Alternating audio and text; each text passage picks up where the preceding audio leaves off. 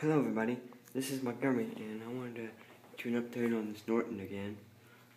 I did manage to get the arm out some, so the door slows down a little more.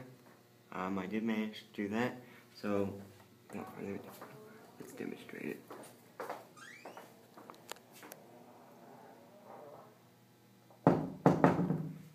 It still kind of doesn't slow down very much, but